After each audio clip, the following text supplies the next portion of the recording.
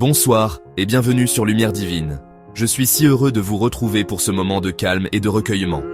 Prenez un instant pour vous installer confortablement, pour laisser derrière vous l'agitation de la journée qui s'achève. Ici, dans cet espace de sérénité, nous cherchons ensemble une connexion plus profonde, une nourriture pour l'esprit et pour le cœur. Chaque soir, nous nous tournons vers une parole de sagesse, une parole intemporelle pour nourrir ton âme. C'est une invitation à apaiser le mental, à calmer les émotions et à trouver un refuge dans la présence divine, loin du bruit et des exigences du monde extérieur. Aujourd'hui, nous continuons notre série « Étude des psaumes ». Ces poèmes sacrés, écrits il y a des millénaires, continuent de résonner avec une force incroyable dans nos vies modernes. Ils sont un miroir de nos propres luttes, de nos joies, de nos doutes et de notre quête de sens. Et le psaume d'aujourd'hui est un véritable trésor, un baume pour l'âme fatiguée. Il parle directement à tous ceux qui, à la fin de la journée, se retrouvent face à eux-mêmes, face au silence de la nuit, et qui luttent pour trouver la paix. Il s'adresse à ceux qui ont le cœur agité, ce sentiment de tumulte intérieur qui refuse de s'apaiser, comme une mer agitée par des vents invisibles. Pensez trop le soir, quand l'esprit s'emballe, et rejoue sans cesse les scènes de la journée, analysant chaque mot, chaque décision, dans un cycle épuisant. Vive du stress, portant le poids des responsabilités, des soucis financiers, des relations compliquées, un fardeau qui semble encore plus lourd dans l'obscurité. Ont de la difficulté à dormir, se tournant et se retournant dans leur lit, aspirant à un sommeil réparateur qui ne vient pas, prisonniers de leur propre anxiété. Et finalement, à tous ceux qui cherchent la paix intérieure, ce sentiment profond de sécurité et de tranquillité qui semble si souvent hors de portée. Si vous vous reconnaissez dans ces mots, sachez que vous n'êtes pas seul. Le psaume 4 est une prière du soir, écrite précisément pour ces moments. C'est un psaume qui nous apprend à remettre nos inquiétudes à Dieu, à déposer nos fardeaux à ses pieds avec confiance. Il nous montre le chemin pour passer de l'angoisse à la confiance, de l'agitation au calme, et, en retour, à recevoir le repos. Pas seulement le sommeil du corps, mais le repos profond de l'âme, celui qui vient quand on se sait en sécurité dans les bras de Dieu. Alors, pour commencer, je vous invite à prendre une profonde inspiration. Respire doucement. Et en expirant, imagine que tu relâches une à une les tensions de la journée. Laisse la paix de Dieu entrer en toi, comme une douce lumière qui vient dissiper l'obscurité. Au chef des chantres, avec instrument à cordes, psaume de David. Quand je crie, réponds-moi Dieu de ma justice. Quand je suis dans la détresse, délivre-moi, aie pitié de moi, exauce ma prière. Fils des hommes, jusqu'à quand ma gloire sera-t-elle outragée? Jusqu'à quand aimerez-vous la vanité? Chercherez-vous le mensonge? Sachez que l'Éternel s'est choisi un homme pieux. L'Éternel entend quand je crie à lui. Tremblez, et ne péchez point. Parlez en vos cœurs sur votre couche, puis taisez-vous. Offrez des sacrifices de justice, et confiez-vous à l'Éternel. Plusieurs disent, qui nous fera voir le bonheur? Fais lever sur nous la lumière de ta face, ô Éternel. Tu mets dans mon cœur plus de joie qu'ils n'en ont, quand abondent leur froment et leur mou. Je me couche et je m'endors en paix, car toi seul, ô Éternel, tu me donnes la sécurité dans ma demeure. Le psaume commence par une prière de détresse. Quand je crie, réponds-moi. David est honnête, il ne prétend pas être toujours fort.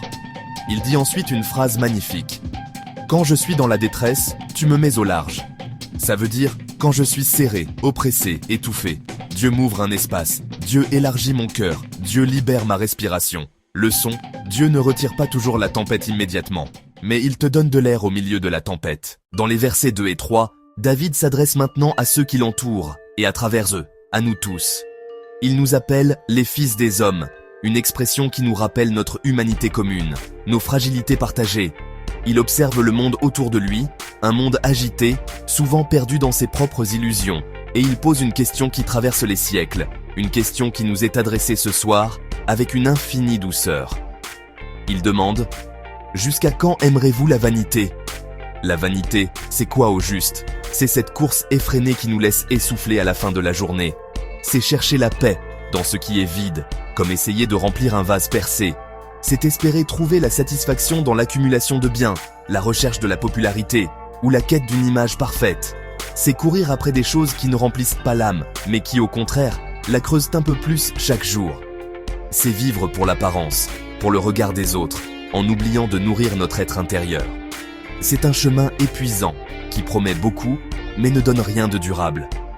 Mais face à cette agitation stérile, David nous offre une autre voie, une vérité solide sur laquelle nous pouvons nous reposer.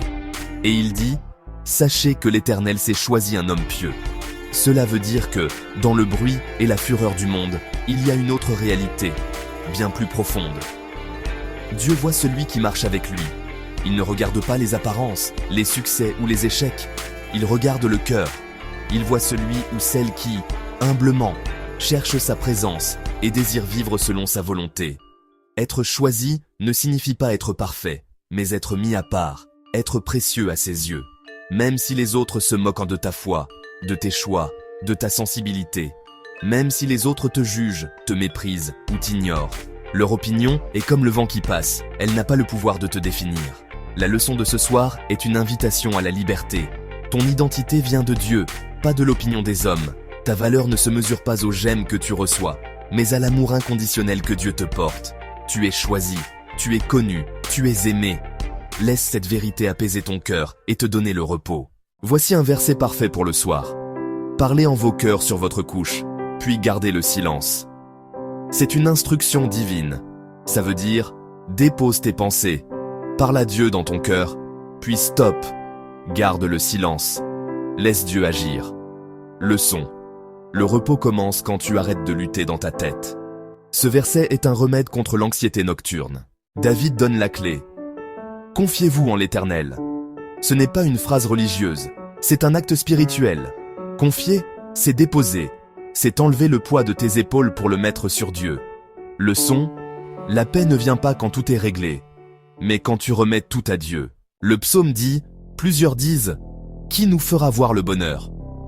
C'est une question d'aujourd'hui. Tout le monde cherche le bonheur. Et David répond, fais lever sur nous la lumière de ta face. C'est une phrase magnifique, la lumière du visage de Dieu, sa présence. Puis David dit, tu mets dans mon cœur plus de joie. Leçon, le monde cherche une joie extérieure, mais Dieu donne une joie intérieure. Une joie qui reste même quand tout bouge. Et voici la conclusion la plus puissante. Je me couche et je m'endors en paix. Pourquoi? Car toi seul, ô Éternel, tu me donnes la sécurité. La sécurité ne vient pas des circonstances, elle vient de Dieu.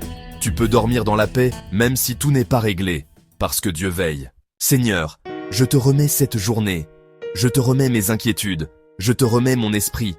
Quand je suis dans la détresse, mets-moi au large. Fais lever sur moi la lumière de ta face. Je dépose mes pensées. Je dépose mes peurs. Je dépose mon stress. Je reçois ta paix. Je reçois ta sécurité.